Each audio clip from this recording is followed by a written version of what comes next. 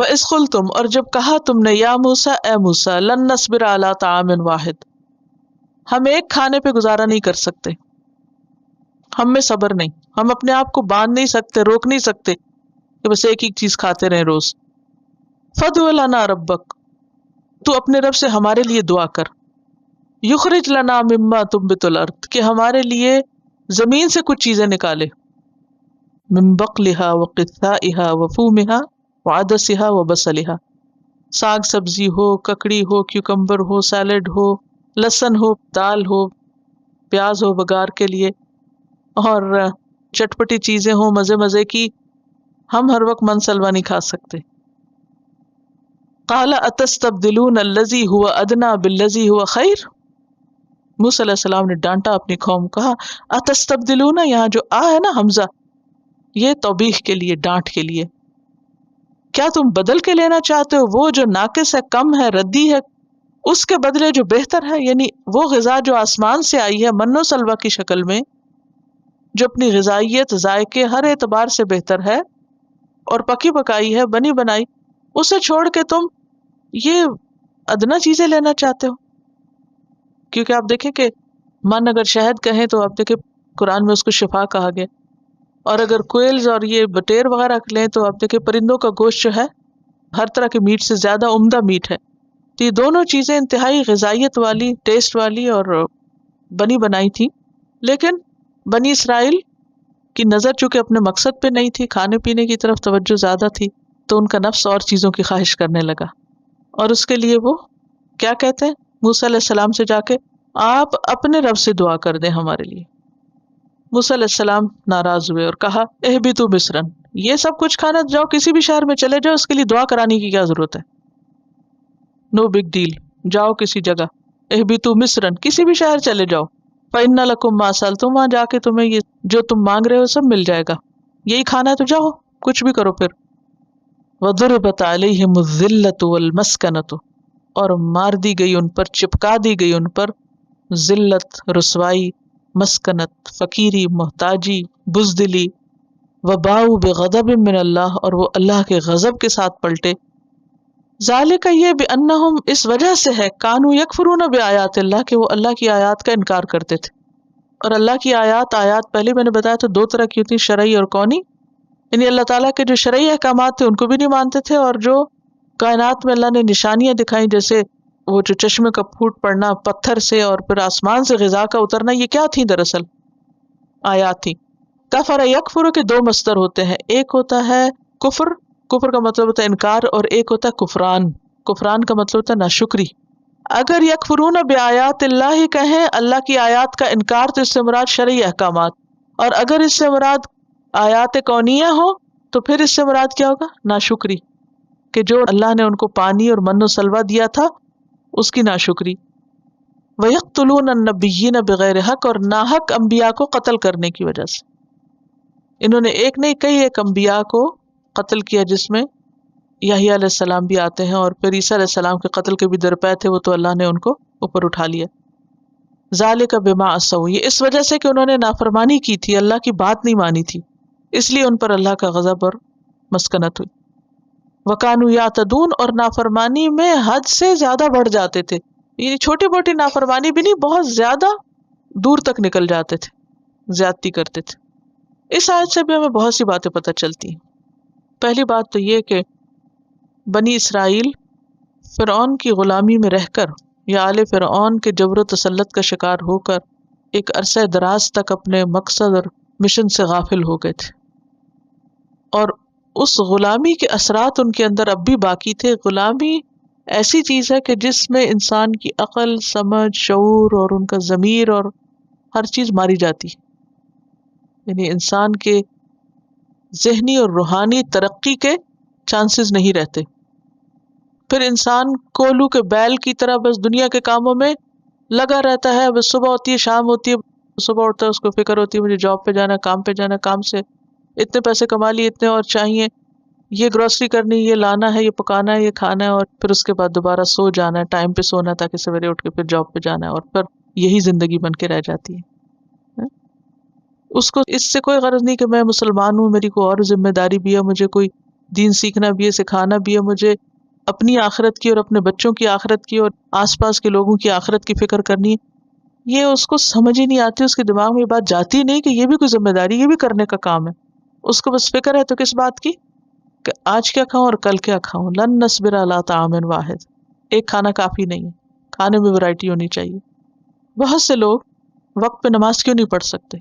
بہت سے لوگ خدمت خلق کیوں نہیں کر سکتے، خیر و بھلائی کے کام کیوں نہیں کر سکتے؟ کیونکہ انہیں اپنے گھر، اپنی ذات، اپنے کچن، اپنے مقاصد سے فرصت نہیں.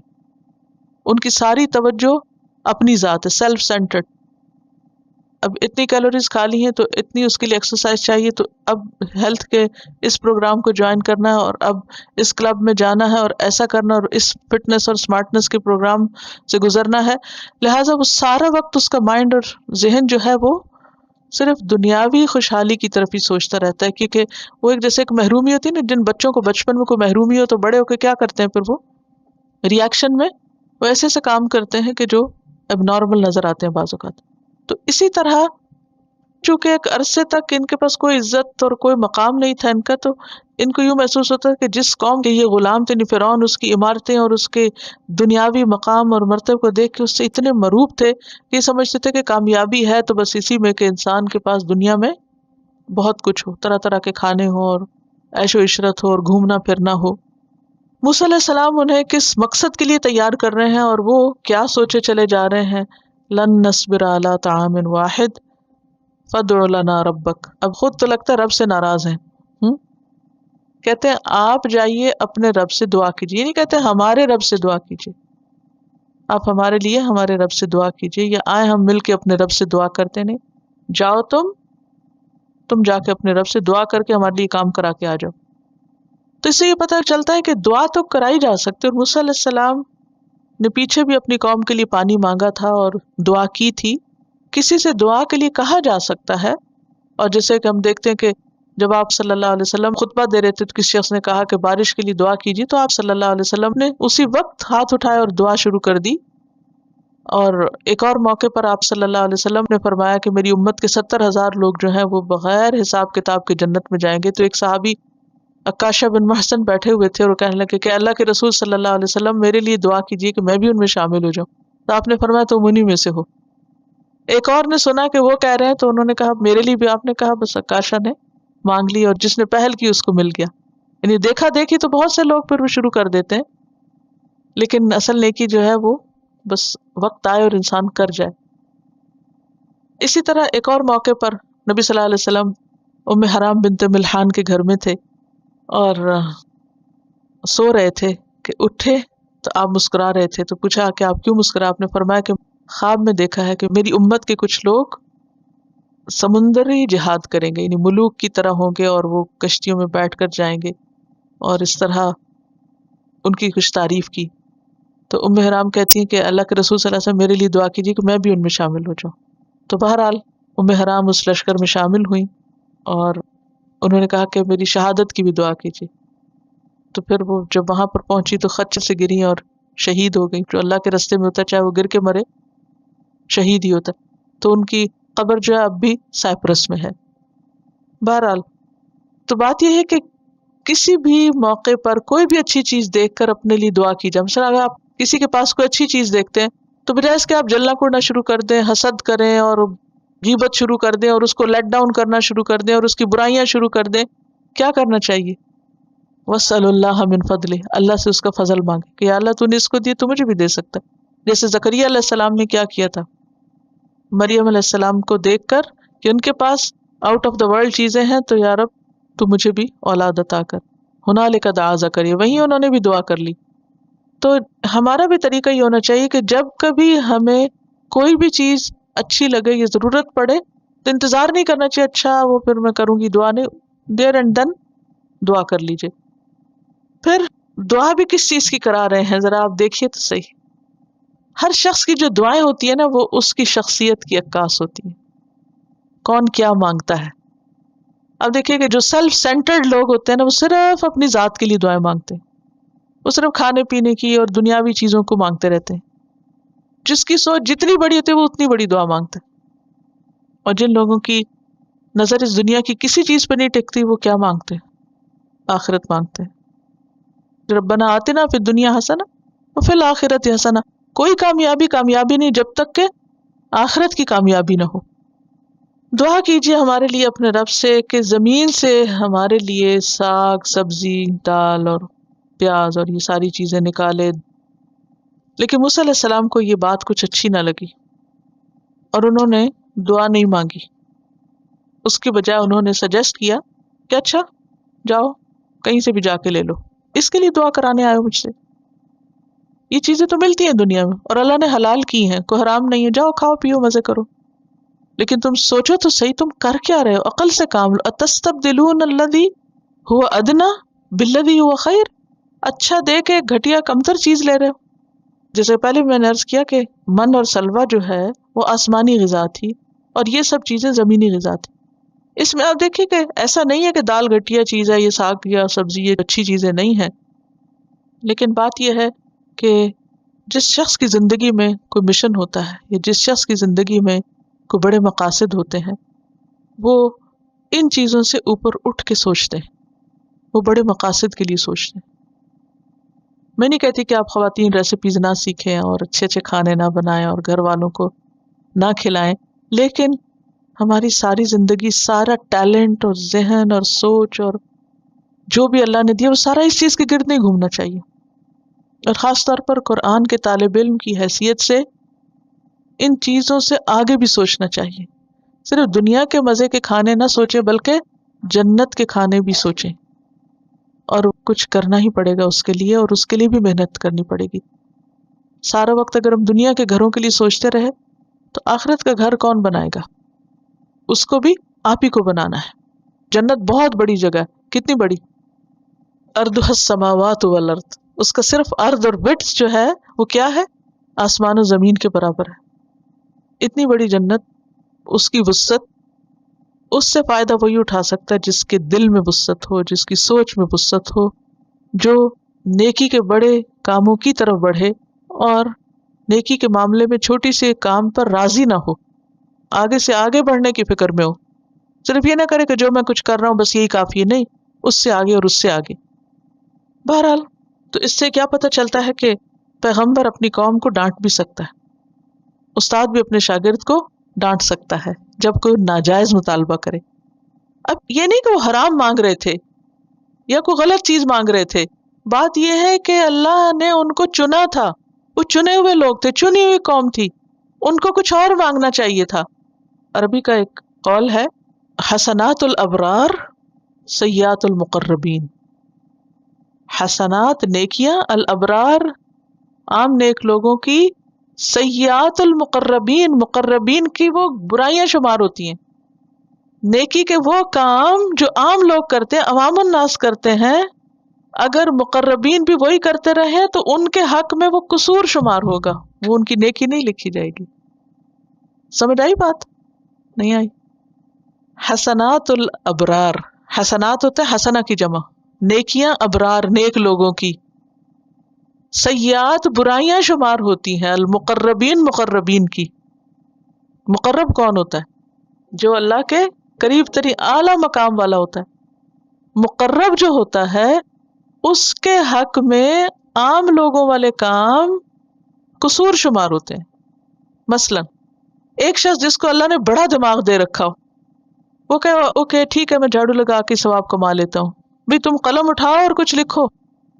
اگر تم کچھ لکھ سکتے ہو، لکھ کر دین کی تبلیغ کرنا بھی نیکی ہے نا، اور جھاڑو لگانا بھی نیکی ہے یا نہیں؟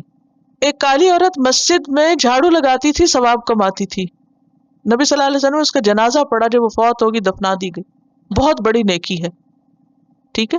لیکن یہ نیکی وہ تو کرے جو پڑھا لکھا نہیں ہے، مگر اللہ نے اگر آپ کو کسی اور طریقے سے دوسروں کی خدمت کے قابل بنایا تو خدا کے لیے وہ کیجیے. نہیں سمجھ آئی؟ آ گئی ہے نا؟ اس کا یہ مطلب نہیں جھاڑو لگانا برا کام ہے، یا جھاڑو لگانے میں کوئی گناہ ہے، یا جھاڑو لگانے میں کوئی نیکی نہیں.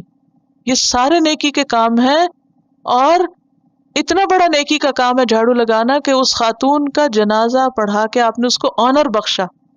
لیکن ایک شخص جو اس جھاڑو کی بجائے قلم اٹھا کے کام کر سکتا ہو، اگر وہ قلم رکھ کے جھاڑو سے کام کرنا چاہتا ہے تو اس کے حق میں وہ پھر نیکی شمار نہیں ہوگی، اس کو اس وقت میں کچھ اور کرنا چاہیے. ٹھیک ہے، مثلاً اگر آپ کو $100 پر آور کی جاب ملتی ہو تو آپ $10 پہ جانا کیا کہیں گے؟ ٹیلنٹ کو ضائع کرنا یا نہیں؟ وہ کہ نہیں نہیں وہ گھر کے قریب ہے، وہ میں ادھر ہی گھر ہی بیٹھ کے کر لیتا ہوں، اس لیے میرے لیے اتنا ہی کافی ہے. یہ کافی نہیں ہے، آپ کو اللہ نے اس سے زیادہ دیا، اٹھو اور نکلو اور کرو. تو یہ جو سستی اور بزدلی اور بس نیکی کے چھوٹے چھوٹے کاموں پہ راضی ہو جانا، یہ بھی تو ثواب ہے نا. کیا ہوا؟ بعض اوقات بچوں کو آپ کہتے ہیں نا یہ کر لو، کہتے کیا ہوا، یہ بھی تو اچھا کام ہے، میں کوئی غلط کام کر رہا ہوں. آپ غلط نہیں کر رہے، مگر آپ اپنے وقت کا صحیح استعمال نہیں کر رہے. تو وقت کا صحیح استعمال نہ کرنا کیا ہے؟ مقربین کے حق میں سیئات ہیں یہ. قال اتستبدلون الذی هو ادنی بالذی هو خیر، آسمانی غذا چھوڑ کے ان چیزوں کے پیچھے جاتے ہو. اہبطوا مصرا فإن لکم ما سألتم. یہاں یہ بھی پتہ چلتا ہے کہ سبزیاں وغیرہ حلال ہے، لیکن نبی صلی اللہ علیہ وسلم اپنے لیے لہسن اور پیاز کو پسند نہیں کرتے تھے. کیوں؟ خیبر کی جنگ کے موقع پہ پہلی مرتبہ صحابہ کو پیاز ملے تھے، مدینہ سے باہر کا علاقہ، تو آپ کے پاس لائے گئے پیاز. صحابہ نے پوچھا آپ کھائیں گے؟ تو آپ نے کہا نہیں.